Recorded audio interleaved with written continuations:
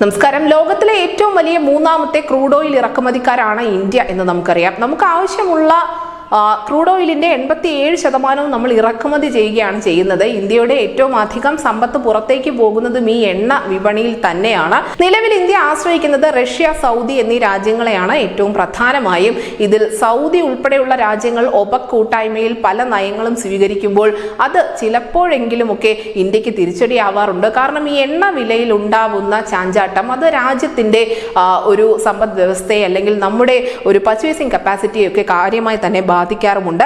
എന്നാൽ ഇപ്പോഴിതാ ഒരു പുതിയ റിപ്പോർട്ട് പുറത്തു വന്നിരിക്കുന്നു. ഈ റഷ്യ, സൗദി, ഇറാഖ് തുടങ്ങിയ വ്യാപാര പങ്കാളികളിൽ നിന്നും ഇന്ത്യ ഭാവിയിൽ അകന്നേക്കാം എന്ന തരത്തിലുള്ള ശക്തമായ സൂചന നൽകുന്ന ഒരു റിപ്പോർട്ടാണിത്.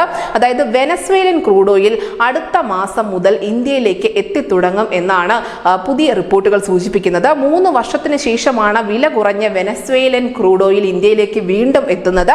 റഷ്യൻ ക്രൂഡ് ഓയിലിന്റെ വരവ് കുറഞ്ഞ സാഹചര്യത്തിൽ കൂടുതൽ ലാഭകരമായ വെനസ്വേലൻ ക്രൂഡിലേക്ക് മാറാനുള്ള താല്പര്യം ഇന്ത്യൻ കമ്പനികൾ നേരത്തെ തന്നെ വ്യക്തമാക്കുകയും ചെയ്തതാണ്.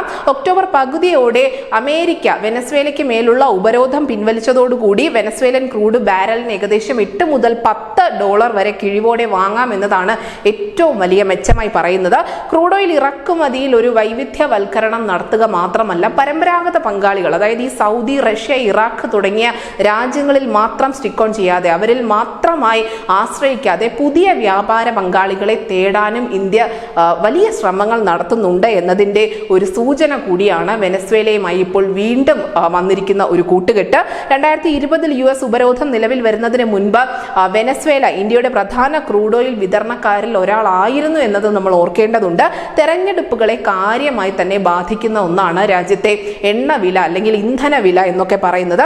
അതുകൊണ്ട് തന്നെ നരേന്ദ്രമോദി ഭരണകൂടത്തിന്റെ ഈ നീക്കത്തിന് പിന്നിൽ ചില രാഷ്ട്രീയ താല്പര്യങ്ങളുണ്ട് എന്നതും വ്യക്തമാണ്. അതിനോടൊപ്പം തന്നെ ഇപ്പോൾ ഈ വിപണിയിലെ ഒരു മൊണോപ്പോളിയായി നിലകൊള്ളുന്ന റഷ്യ, സൗദി തുടങ്ങിയ വമ്പൻ രാജ്യങ്ങൾക്ക് ഇന്ത്യ നൽകുന്ന മറുപടി കൂടിയാണിത്. നിങ്ങൾ മാത്രമല്ല ഇന്ത്യയുടെ പങ്കാളികൾ, മറിച്ച് മറ്റ് രാജ്യങ്ങളുമായും പുതിയ കരാറുകളിൽ ഏർപ്പെടാൻ ഇന്ത്യക്ക് സാധിക്കുമെന്ന ഒരു വിജയം അല്ലെങ്കിൽ അത്തരത്തിലുള്ള സാധ്യതകളും ഇന്ത്യക്ക് മുന്നിലുണ്ട് എന്ന് തന്നെയാണ് രാജ്യം പറയുന്നത്. തീർച്ചയായും ഇത് വലിയ മാറ്റങ്ങൾക്ക് വരും ദിവസങ്ങളിൽ വഴിയൊരുക്കും. പ്രത്യേകിച്ച് എണ്ണ വില കുറയാനുള്ള ഒരു സാഹചര്യം രാജ്യത്ത് ഉണ്ടാകുമെന്ന് തന്നെയാണ് വിലയിരുത്തപ്പെടുന്നത്.